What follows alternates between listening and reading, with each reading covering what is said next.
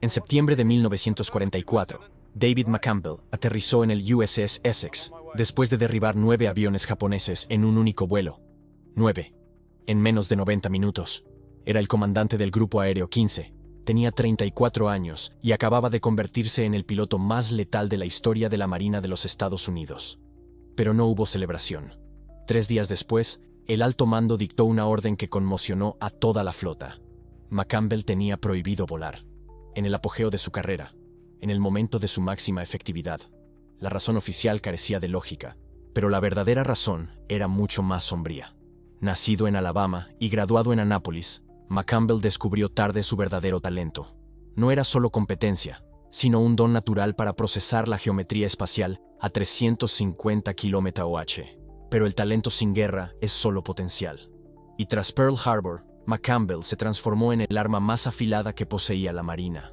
McCampbell pasó los primeros años de la guerra realizando labores de entrenamiento e instrucción, lo cual frustraba profundamente a un hombre que sabía dónde debería estar, en primera línea. Pero esa espera forzada se convirtió en una ventaja estratégica inesperada.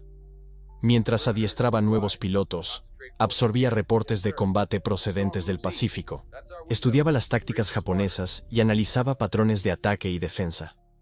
Cuando finalmente asumió el mando del Grupo Aéreo 15 en 1943, no era simplemente un piloto talentoso. Era un estudiante obsesivo de la guerra aérea, alguien con 3 años de análisis táctico acumulado en su mente. Su primer combate ocurrió durante la Operación Forager, la invasión de las Islas Marianas en junio de 1944. Y fue precisamente allí donde David McCampbell comenzó a labrar una reputación que cambiaría su destino para siempre.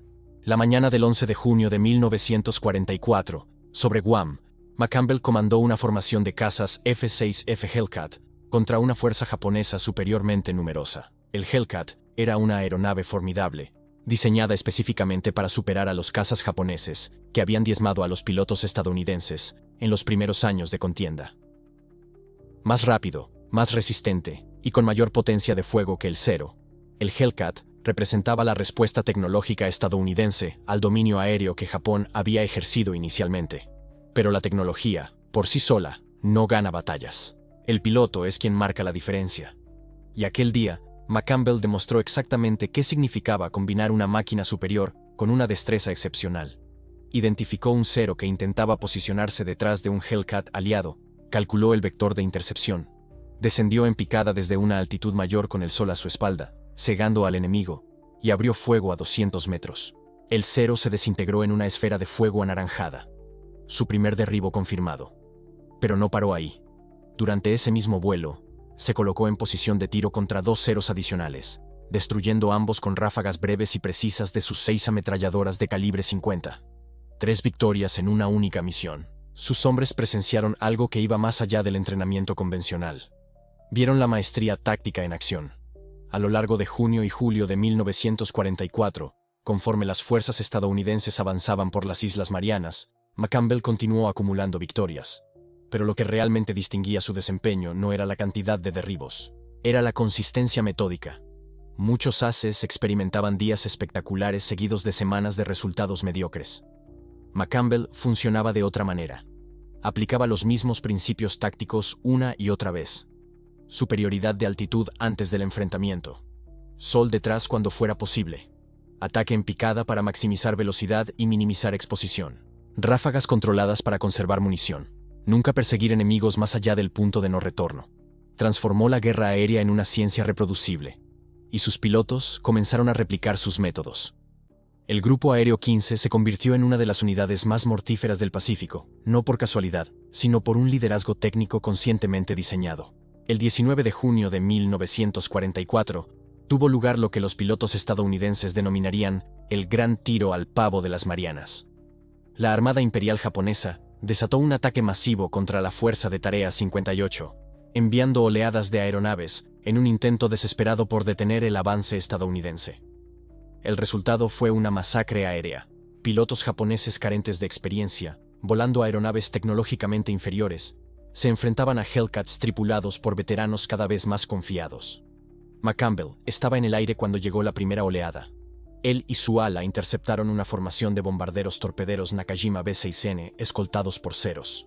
La táctica convencional obligaba a atacar primero a los cazas. McCampbell actuó al contrario. Se lanzó en picada penetrando la escolta de ceros, asumiendo el riesgo, y destruyó 2 bombarderos antes que los cazas enemigos pudieran reaccionar.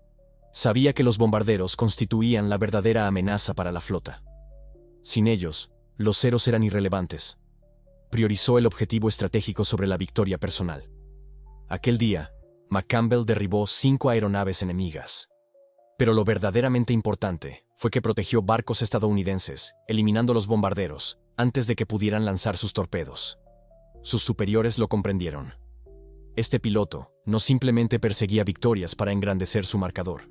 Estaba ganando batallas. Agosto de 1944 trajo combates aún más intensos en las operaciones contra Filipinas. El 29 de agosto, McCampbell dirigió un barrido de cazas sobre el Golfo de Leyte, enfrentándose a resistencia considerable. Durante un enfrentamiento que duró más de 1 hora, demostró una variación táctica que dejó a sus compañeros de ala impresionados. Estaba en combate cerrado con un cero cuando advirtió que otro enemigo se posicionaba para un tiro de deflexión contra un Hellcat aliado. La mayoría de pilotos habrían continuado persiguiendo el primer objetivo para asegurar su derribo. McCampbell abandonó ese combate, ejecutó un rizo invertido, giró a posición de persecución y destruyó el segundo cero antes que pudiera abrir fuego. Sacrificó una victoria segura para salvar a un compañero.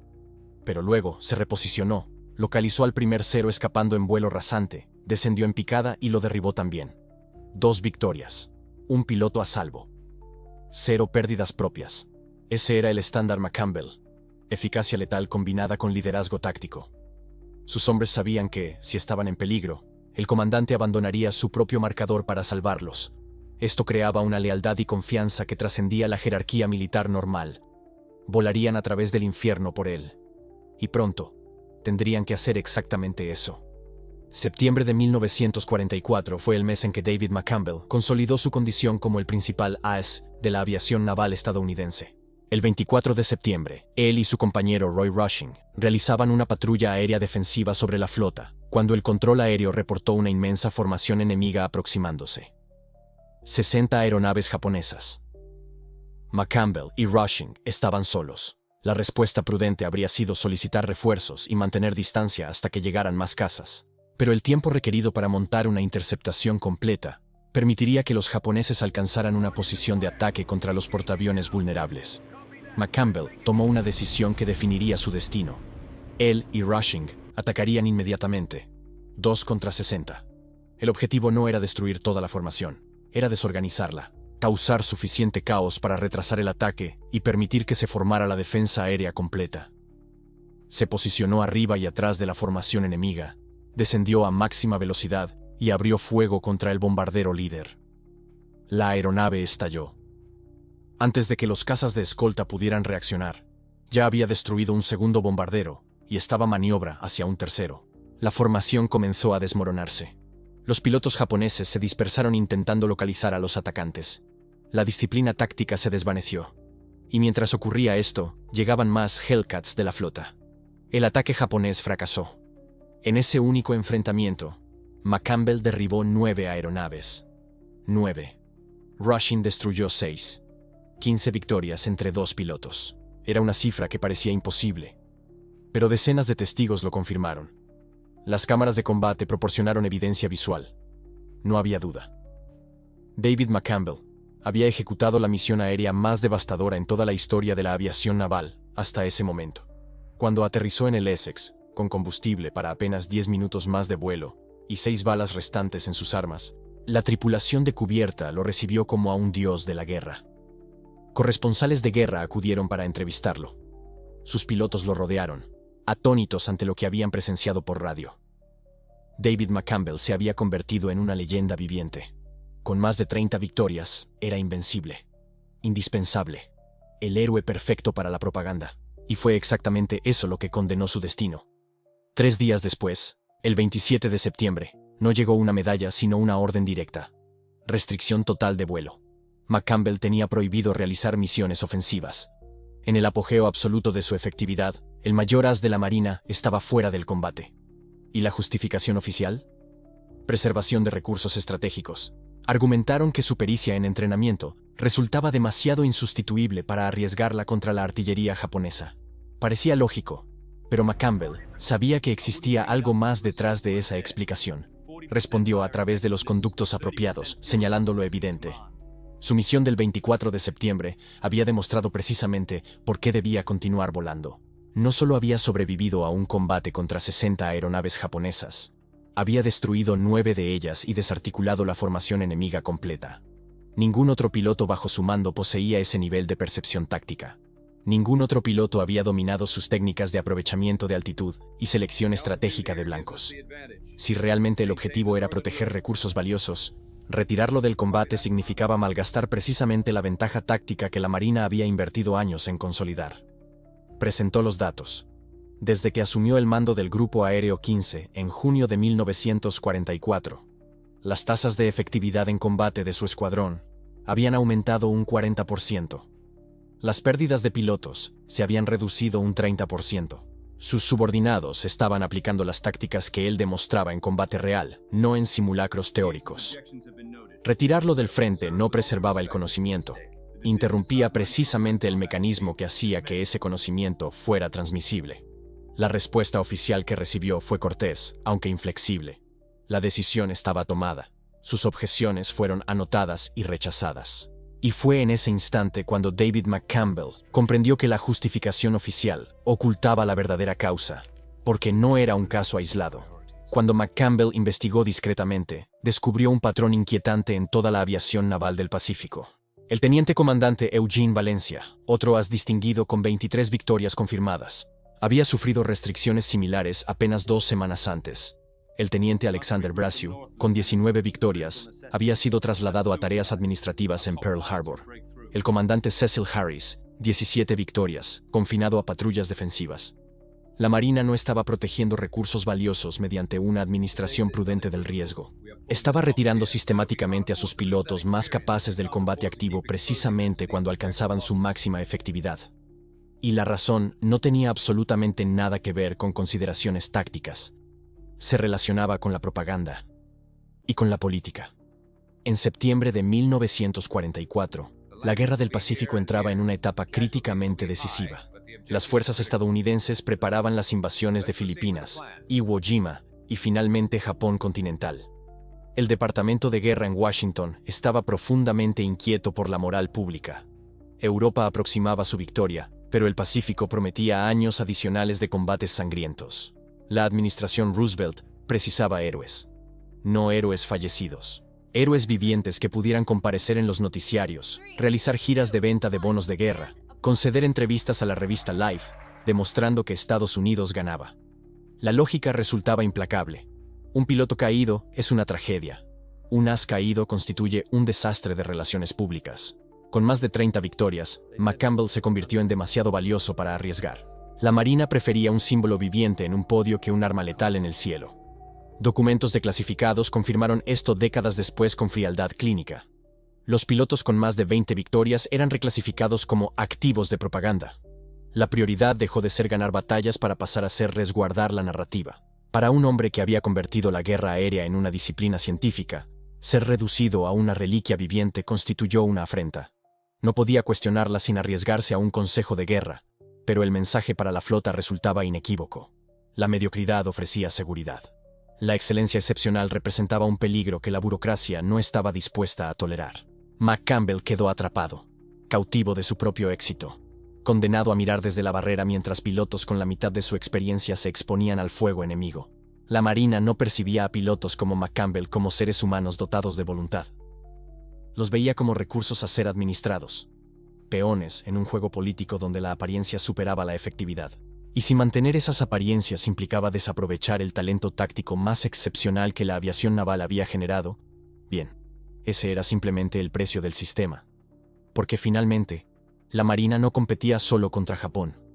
Competía por la narrativa, por la historia que se narraría en la patria, por la percepción que definiría presupuestos futuros y respaldo político. Y en esa contienda, David McCampbell no representaba un recurso. Era un riesgo, una amenaza que requería contención. Un héroe que se había tornado demasiado valioso para permitir que continuara haciéndolo. Las repercusiones de esta resolución trascendieron lo personal. Porque los demás pilotos del grupo aéreo Queens presenciaron lo sucedido con McCampbell. Comprendieron el mensaje. Sé demasiado excelente, alcanza demasiada fama, y serás removido del combate para el cual dedicaste toda tu vida al entrenamiento. El mensaje no promovía la excelencia, promovía una mediocridad cuidadosamente calibrada. Volar suficientemente bien para sobrevivir, pero no tan bien como para constituir un problema de relaciones públicas. Y mientras David McCampbell permanecía sentado en su camarote aquella noche de septiembre, leyendo y releyendo la orden que había puesto término a su carrera de combate, advirtió algo que transformaría radicalmente su comprensión de la institución. La Marina había obtenido su propaganda, habían mantenido a su héroe, pero habían perdido su arma más efectiva. Y el precio de esa traición institucional se extendió mucho más allá de la carrera de un único piloto. Las consecuencias se propagaron a través de todos los escuadrones del Pacífico. Cada piloto de primera categoría captó la advertencia. Destaca excesivamente y la institución te amputará las alas. Las cifras revelan la historia con una crudeza brutal. Entre octubre de 1944 y la conclusión de la guerra, la tasa de remoción de pilotos con más de 20 victorias confirmadas ascendió 340%. No porque esos pilotos hubieran resultado heridos, no porque su competencia hubiera decaído, sino porque alguien en el despacho naval realizó un cálculo carente de emoción. Un as caído en combate constituía un titular problemático. Un as viviente participando en actos públicos era una herramienta de reclutamiento. David McCampbell continuó a bordo del USS Essex. Pero su función había experimentado una transformación radical. Continuaba siendo el comandante del Grupo Aéreo 15. Su nombre permanecía en la lista de vuelo. Pero las directivas eran categóricas. Solo misiones defensivas. Patrullas aéreas protectoras sobre la escuadra. Nada ofensivo. Nada que lo situara dentro del alcance de la artillería antiaérea enemiga en objetivos costeros. La Marina había transformado a su cazaaviones más mortífero en un guardián ceremonial. Los otros pilotos del Grupo Aéreo 15 lo percibieron. ¿Cómo no habrían de advertirlo? El hombre que había derribado 9 aeronaves japonesas en una única salida, ahora volaba en misiones defensivas mientras sus subordinados ejecutaban operaciones arriesgadas. La moral no colapsó espectacularmente porque McCampbell preservó su autoridad e influencia. Pero algo fundamental había transformado. El mensaje implícito resultaba imposible de eludir. Destaca exageradamente, y la institución te restringirá. En enero de 1945, McCampbell fue destinado a los Estados Unidos. La Marina lo requerían en los estrados vendiendo bonos de guerra, no en las cabinas de combate derribando enemigos.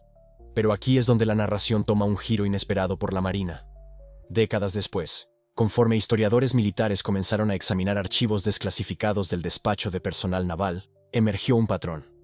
El memorando interno clasificando a pilotos con más de 20 victorias como activos de propaganda no constituía un evento aislado. Representaba una política institucionalizada. Los documentos expusieron que la Marina había desarrollado una matriz de evaluación exhaustiva.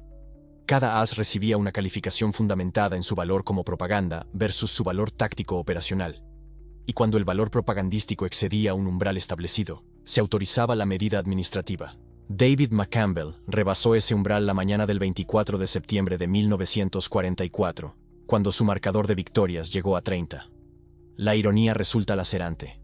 La misma institución que proclamaba públicamente la maestría individual en combate estaba retirando metódicamente a sus ejecutores más competentes del teatro de operaciones. Y el costo no era meramente abstracto. Los estudios posteriores a la contienda sobre la efectividad de los escuadrones de cazas manifestaron un deterioro cuantificable en el desempeño táctico cuando los ases veteranos eran removidos anticipadamente. El Grupo Aéreo 15 continuó operando satisfactoriamente posterior al traslado de McCampbell, pero los números relatan una versión distinta. Entre febrero y agosto de 1945, la tasa de victorias por misión del escuadrón descendió 17% comparado con el periodo en que McCampbell dirigía operaciones ofensivas. Sus aportaciones tácticas, su capacidad para interpretar patrones de formación enemigos, su destreza para desplegar grupos aéreos maximizando su impacto. Todo aquello había sido eliminado de la estructura operacional. La Marina alcanzó su objetivo propagandístico. David McCampbell compareció en actos de venta de bonos de guerra. Concedió entrevistas a periódicos. Su retrato fue empleado en afiches de reclutamiento. Y en diciembre de 1945 recibió la medalla de honor de manos del presidente Harry Truman. La cita encomia su coraje, su competencia y sus aportes extraordinarios a la victoria naval en el Pacífico. Pero ninguna sección de esa ceremonia reveló que la Marina había concluido deliberadamente su carrera de combate en su cúpula. Ninguna parte admitió que la misma institución que lo honraba había estimado que resultaba más valioso como símbolo que como combatiente. David McCampbell continuó en la Marina después de la contienda. Prestó servicio en múltiples funciones administrativas y de instrucción. Se retiró en 1964 con el grado de capitán. Pero los hombres que sirvieron con él relataron años después que McCampbell portaba una frustración callada. No un resentimiento declarado. Poseía demasiada profesionalidad para eso. Pero sí una conciencia inequívoca de que la institución a la cual consagró su existencia había subordinado su efectividad al altar de la percepción pública. Y aquí se revela la verdad sistémica más profunda que expone la historia de David McCampbell. Las instituciones militares, incluso durante una guerra de supervivencia existencial, subordinan su propia continuidad y control narrativo sobre la efectividad táctica genuina. La Marina no fue la única en este proceder. Las fuerzas aéreas del ejército realizaron cálculos equivalentes respecto a sus propios haces bombarderos. La Marina Real Británica puso en vigor directrices comparables para cazapilotos altamente condecorados. El patrón permanece uniforme entre instituciones y naciones. Una vez que un combatiente individual adquiere suficiente visibilidad, resulta lo bastante simbólico. Se vuelve lo suficientemente valioso para objetivos propagandísticos. La lógica institucional experimenta una transformación. El valor de resguardar el símbolo supera el valor de desplegar la capacidad operacional. No representa una conspiración, constituye burocracia. El aparato optimiza el control, no la victoria. Un as fallido es un riesgo publicitario inadmisible, aun cuando equivalga a 10 pilotos ordinarios. La vindicación de David McCampbell llegó décadas posterior a su fallecimiento en 1996. Los estudios históricos sobre las tácticas de guerra aérea de la Segunda Conflagración han señalado reiteradamente sus aportes como precursores de las doctrinas cazadora contemporáneas. Sus métodos de posicionamiento de grupos aéreos. Su insistencia en la administración energética en enfrentamientos extensos. Su aplicación de coordinación interaérea para construir ventajas tácticas puntuales. Todo esto devino en doctrina normalizada, instruida a los cazapilotos en los decenios subsiguientes. Pero esas aportaciones podrían haber ejercido un impacto operativo inmediato hacia la conclusión de la Guerra del Pacífico, de habérsele permitido a McCampbell proseguir dirigiendo operaciones ofensivas. La Marina eligió el camino institucional más prudente. Resguardaron al héroe. Controlaron la narración y desperdiciaron meses de liderazgo táctico excepcional cuando resultaba más crítico. Esta es la realidad incómoda en el corazón de la narración de David McCampbell. La excelencia individual, cuando se torna demasiado evidente, demasiado productiva, demasiado emblemática, constituye una amenaza para la dominación institucional. No es una amenaza deliberada, sino una amenaza estructural. Porque los individuos extraordinarios resultan incontrolables. Pueden fallecer, pueden fracasar de manera pública, pueden impugnar los relatos oficiales a través de sus actos, y las instituciones, de manera fundamental, priorizan el dominio sobre la productividad. Aprecian los relatos controlables sobre las realidades sin control.